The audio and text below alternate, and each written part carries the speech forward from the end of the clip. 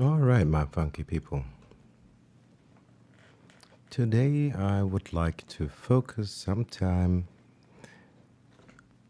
on how we could go about on trying to creating our own vintage soul samples.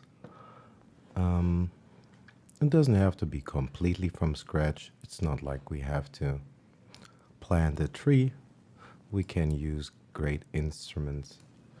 So one of the first points then probably is sound selection.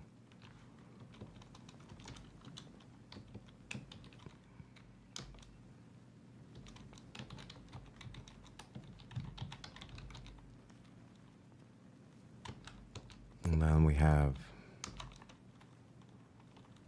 that is of course instrumentation for the sound selection for the most part, but also that is sound aesthetic. And let me spell that right. Aesthetics.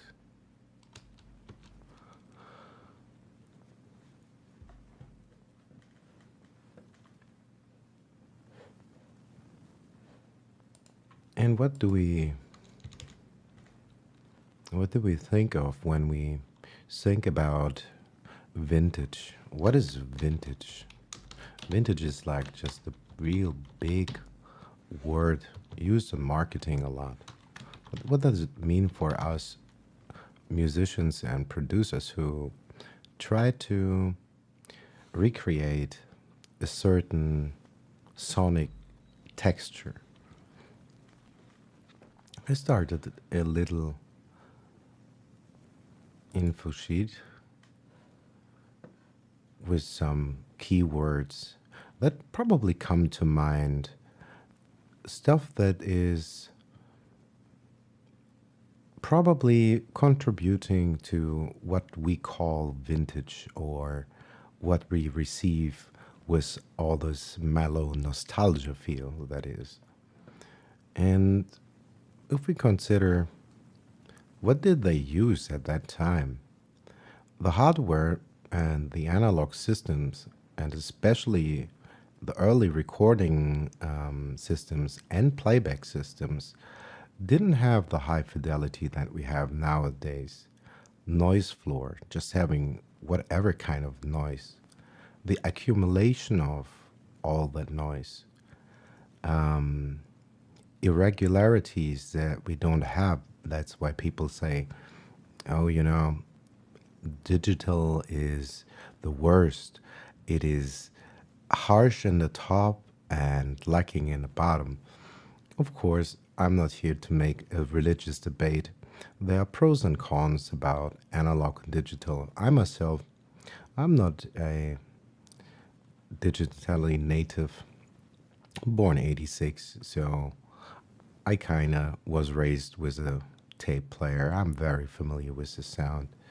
And I believe, of course, if you have a way to, if you have a way to do it for real, it is probably much cooler than using an emulation. But if you only have an emulation, use that. We can just approximate it. It's not like we're trying to making the most perfect thing there is. We are just trying to create something decent. We're learning. So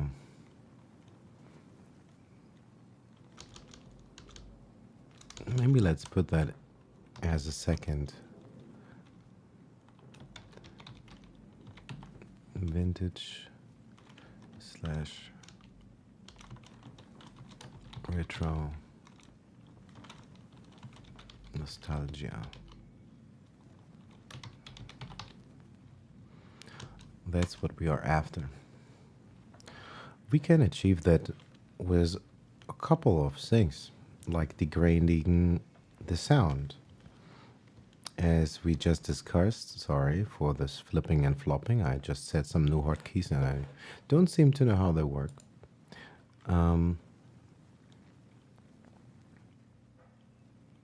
long story short, we can try to create something that sounds like it came just off a record by doing very simple steps.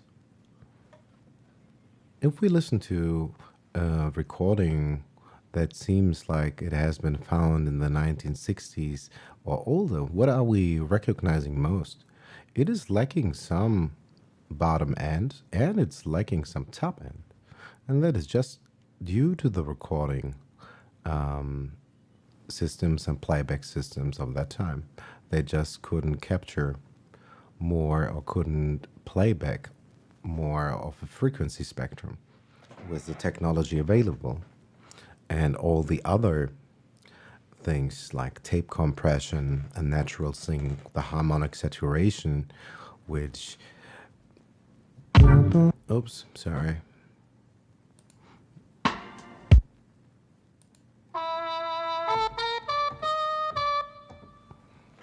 Well, long story short, we're going to try to create our own vintage soul piece of music that we can then put into our favorite sampler and then flip it for some boom bop.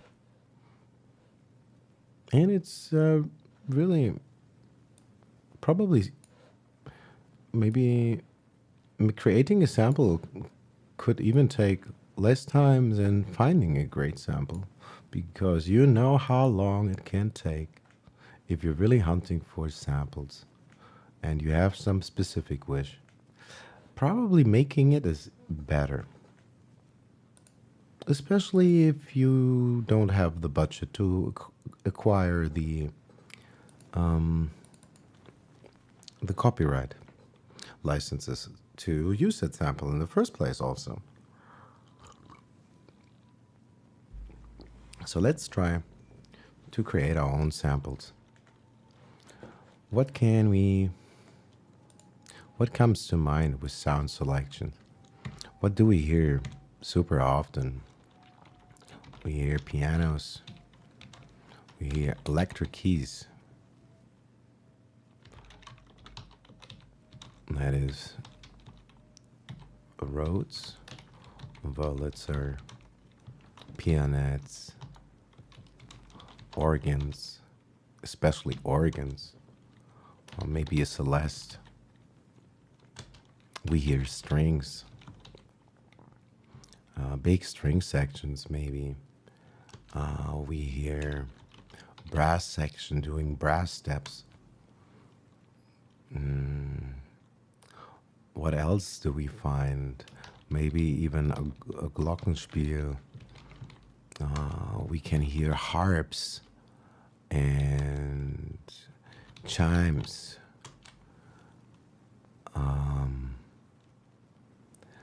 We hear choirs and backup ensembles, real big soundscapes.